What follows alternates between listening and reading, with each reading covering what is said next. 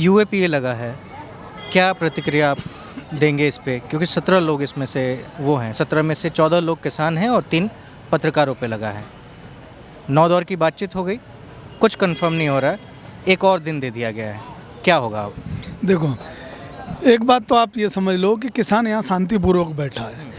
सरकार अपनी बहुत सारी काम कर रही है। आप ये बता दो मुझे, जो देश का एक जवान सीमा पे लड़ाई लड़ रहा हो और उसके बाप को अगर ये कह दिया जाए कि ये तुम खालिस्तानी हो, तो उसके दिल पे क्या गुजरेगी। तो ये सरकार पहले दिन से सब वो काम कर रही है कि किसान किसी तरीके से विचलित हो, तोड़ फोड़ करे, आगजनी करे, भ्रमित हो। लेकिन ये किसान है कि अपने राष्ट्र को निर्माण को समझता है, उसका बहुत बड़ा योगदान रहा और ये बिल्कुल विचलित नहीं हो रहा। लोकतांत्रिक तरीके से ये लड़ाई लड़ रहा है। सरकार को जो मर्जी करना है, आतंकवादी की कोई धाराएं अगर हैं उसे अगर लगाना चाहती है तो वो लगा ले, मर्डर का धारा लगाना चाहती है तो वो लगा ले, जो करना चाहती है करे। लेकिन हम सब लोकतांत्रिक तरीके की लड़ाई लड़ रहे हैं और हम लड़ते रहेंगे।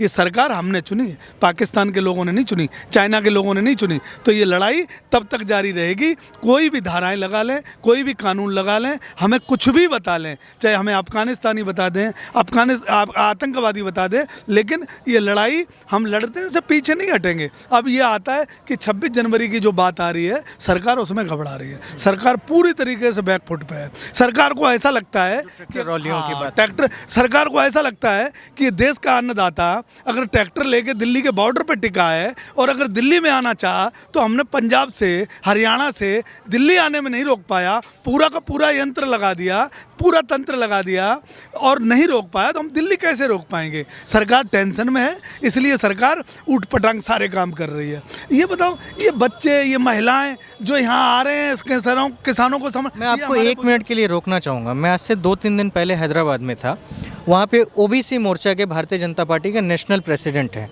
ठीक है, नाम है डॉक्टर के लक्ष्मण, तेलंगाना के भाजपा के प्रेसिडेंट भी रहे हैं, अभी काफ़ी बड़े ओहदे पे आ चुके हैं। उनका मैंने इंटरव्यू किया, उनसे मैंने पूछा कि आप मुझे ये बताइए कि किसानों को लेकर के आपकी सरकार इतनी विफल क्यों है और उनकी बात क्यों नहीं मान रही है। तो पहले उन्होंने मुझसे सवाल किया कि आप मुझे ये बताओ कि कौन से किसान हैं, पंजाब के हैं, हरियाणा के कुछ किसान हैं, वहाँ के वो हैं। तो मैंने उनको, आपने देखा होगा वो वीडियो, मैंने उनको जवाब दिया कि साहब महाराष्ट्र, उत्तर प्रदेश, कर्नाटका के भी कुछ लोग आए हुए हैं, उड़ीसा से ट्रैक्टर चल चुके हैं, सबको जोड़ लीजिए। तो कहते हैं आप मुझे सबूत दिखाओ। आप यूपी से हैं, आप मुझे ज़रा बताइए कि कहाँ के किसान आए हैं, उसके बाद बाकी बातें हम लोग सीधा आगे बढ़ाते हैं।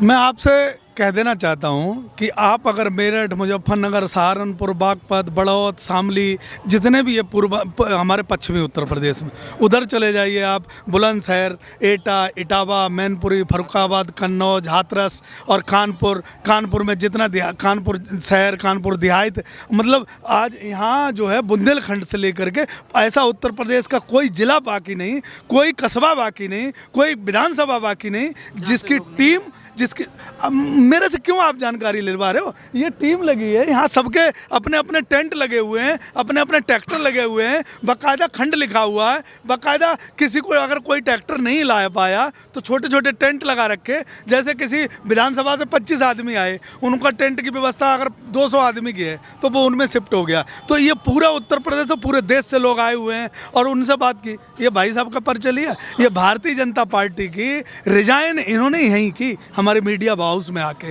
भारतीय जनता पार्टी के बहुत अच्छे पद पे रहे और भारतीय जनता, गोरखपुर से आते हैं ना, भारतीय जनता पार्टी में लात मार के आज हमारे बीच में खड़े हैं। तो सबसे पहले किसान भाइयों की जीत हम ये मानते हैं कि ऐसे योद्धा जो जिन कंधों पे भारतीय जनता पार्टी अपने आप को राष्ट्र का सबसे बड़ी पार्टी मानती थी, वो लोग हमारे साथ हैं। तो ये हमें गर्व की बात है और हिंदुस्तानी होने की भी बात है और हमें अपने संविधान पर गर्व है कि ये लोग संविधान का सम्मान करते हैं, सत्ता का लालच नहीं है इन लोगों को। तो यही सरकार को संदेश जाना चाहिए कि सत्ता में आज हो कल नहीं हो, लेकिन देश में इसी संविधान को ताक पे रख के लाखों की तादाद में जो किसान बैठे हैं उनको मरने के लिए इस ठंड भरी मौसम में छोड़ दिया गया है। तो क्या उनको संविधान का सम्मान नहीं करना चाहिए? नहीं देखो ये सरकार इतनी, जो सरकार है हमारे देश की, वो इतनी चूर हो चुकी है नशे में, इतना ईगो है उसके अंदर, इतना एटीट्यूड, इतना घमंड है कि उसे ऐसा लगता है ना 70 साल बाद सत्ता मिली है तो ये देश के मालिक बन गए हैं। इनको ऐसा नहीं पता है कि ये देश में कोई संविधान नाम की चीज़ भी है। इनको ऐसा लगता है कि ये सत्ता मुझे मिल गई तो मैं आजीवन इस सत्ता पर बैठा रहूँगा। इनको ये पता नहीं कि जिस कांग्रेस ने इस देश में 70 साल राज किया, आज वो कांग्रेस अपना वजूद खोज रही, अब वेंटिलेटर पे पड़ी है। तो मैं इनको कह देना चाहता हूँ कि कांग्रेस कम से कम वेंटिलेटर पे तो है, तुम अगर कभी सत्ता से गए तो तुम शमशान घाट में मिलोगे। तो ये सत्ता आती जाती रहती है, लोग समझ जाते हैं, सत्ता को नकार देते हैं। ये अन्नदाता है, ये जब समझ जाएगा तुम्हें, ये किसान है, इसे तुम राष्ट्रभक्ति के नाम से तुमने इसका वोट लूटा, डबल आय करने के नाम से वोट लूटा, इनको 2 करोड़ नौकरी के सपने दिखा के वोट लूटा। इनसे कहा गया था कि तुम हवाई चप्पल पहनने वाले, तुम हवाई जहाज पर कभी नहीं बैठ सकते। अगर मोदी जी को प्रधानमंत्री बना दिया तो तुम हवाई जहाज पर चल लोगे। इनसे कहा गया था कि तुम्हारी जो उपज है उसका हम डबल आय देंगे, और तुम्हारे जो खराब हो जाती है सब्जी या जो तुम्हारे उत्पाद करते हो उसका हम ऐसा स्टोर बनाएंगे कि जो तुम्हें मूल्य सही देगा और तुम जब निकालोगे सही उचित दाम में बेचोगे। तो हमारे साथ सारा धोखा किया गया, हमें बिल्कुल उसके विपरीत किया गया। हमारे 2 करोड़ रोजगार लिए गए, हमारे जो है नोटबंदी के नाम से हमारे घरों में जो 2-4 पैसे रखे थे वो लूट लिए गए। हमारी नौकरी के नाम पे सारी फैक्ट्रियां बंद कर दी गई, लोगों के रोजगार लूट लिए गए। आज यही आनंद विहार, भाई साहब आपने अगर देखा हो तो यहाँ से 500 मीटर पे आनंद विहार है। यहाँ 1.5 लाख आदमी उस दिन आनंद विहार पे था जब यहाँ से 1800 किलोमीटर पैदल चल के गया था। सरकार की आंखों पे चश्मा चढ़ा था, सरकार को दिखाई नहीं दे रहा था। आज वो आंदोलन को सहारा मिला उस मजदूर को कि एक हमारा भाई, आज हमारा किसान अगर रोड पे पड़ा है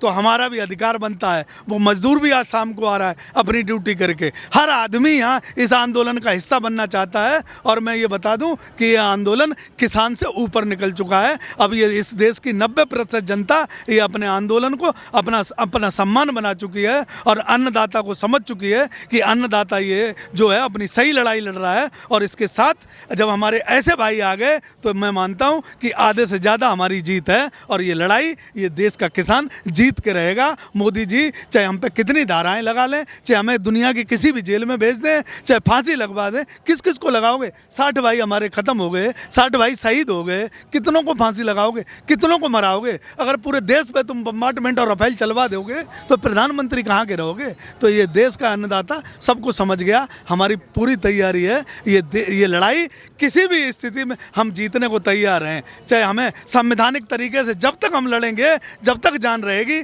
हमारी आने वाली पुश्तें भी अगर इस लड़ाई में शामिल होती हैं तो स्वागत है उनका। हम लड़ाई ये जारी रखेंगे।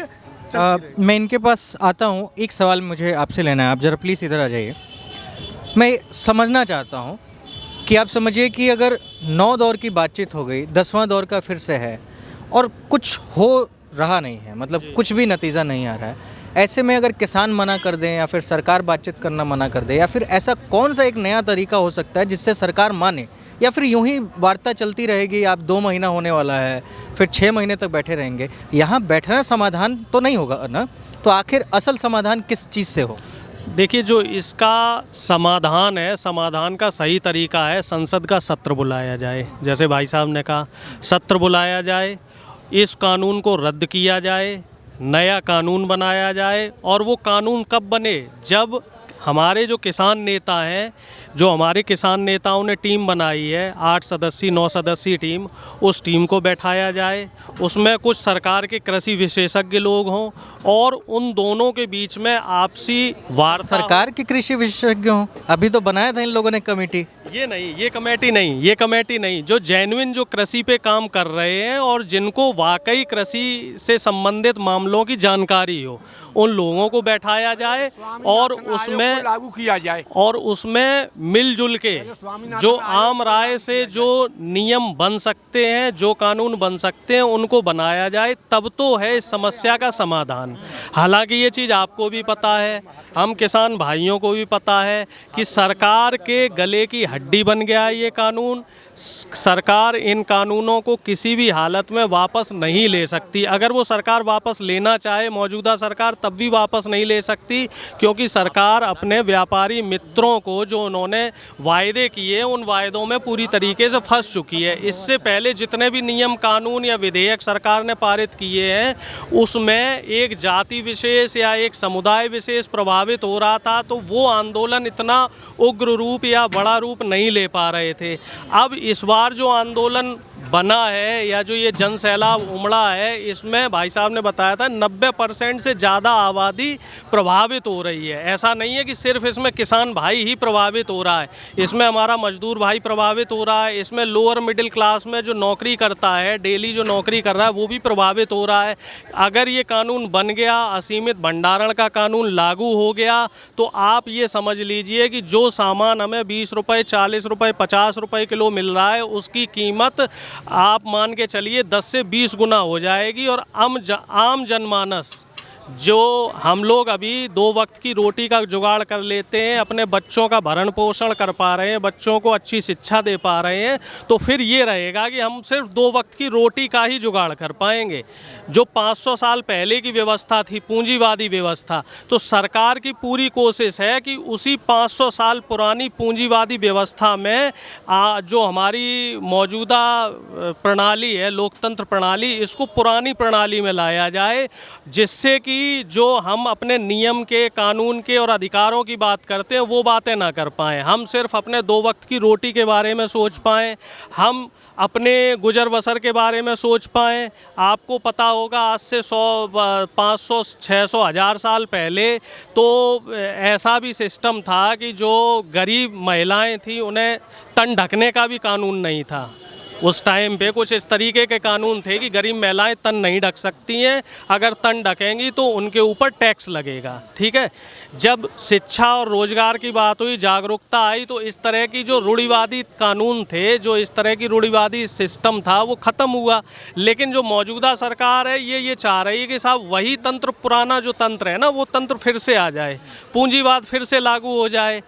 जो हम 2 वक्त की रोटी का जुगाड़ अपना आराम से कर पा रहे हैं, बच्चे अच्छी शिक्षा ले पा रहे हैं, और हम विदेश, अब हालांकि हम उस सिस्टम में तो नहीं पहुंच पाए हैं, हम यूएस और यूके की बराबरी तो नहीं कर पा रहे हैं, लेकिन हमारा जो युवा पीढ़ी है वो उसके समकक्ष तो जा रही है, पढ़ लिख के विदेश में नौकरी करने लायक तो हो पा रही है। अगर आप शिक्षा की बात करो तो बीटेक, एमटेक, एमबीबीएस, जो मेडिकल की पढ़ाई हो, चाहे इंजीनियरिंग की पढ़ाई हो, चाहे आपकी मैनेजमेंट की पढ़ाई हो, इन सब पढ़ाइयों की जो कीमत है, जो इनकी फ़ीस है, वो फ़ीस जो है कम से कम नहीं तो 10 से 400 गुना तक बढ़ा दी गई है। वही मेडिकल में फ़ीस पहले 4 लाख, 4.5 लाख रुपए 1 साल की फ़ीस हुआ करती थी, वही फ़ीस अब 20 से 25 लाख रुपए हो गई। यानी कि अगर कोई बच्चा एमबीबीएस करता है तो उसका 1.5 से 2 करोड़ रुपया खर्च होगा। तो अब आप सोचो, एक लोअर मिडिल क्लास का बच्चा क्या एमबीबीएस कर पाएगा? अब इंजीनियरिंग में आईआईटी की फ़ीस आप देख लीजिए, इन आईआईटी की फ़ीस भी 1 लाख से 1.5 लाख के बीच में हो गई है। क्या एक गरीब बच्चा आईआईटी में पहुंच पाएगा? क्या गरीब बच्चा मैनेजमेंट में की पढ़ाई कर पाएगा? नहीं कर पाएगा। तो ये सारे नियम कानून कौन लाया? भाजपा। क्योंकि भाजपा शुरू से ही वो किसानों के ऊपर ही, अब किसान के ही बेटे हैं ना जो पढ़ लिख के आगे आए, आईएएस बने, पीसीएस बने, इंजीनियर बने, डॉक्टर बने, ऑफिसर बने, किसान के बेटे ही बने। अब अगर ये जो तीनों कानून है, ये कानून लगा दिए जाएंगे तो किसान के बेटे आगे कैसे बढ़ पाएंगे? मेन समस्या ये है। तो मेरे कहने का मतलब ये है कि इससे 90% से ज़्यादा जनता जो है इसमें प्रभावित होगी।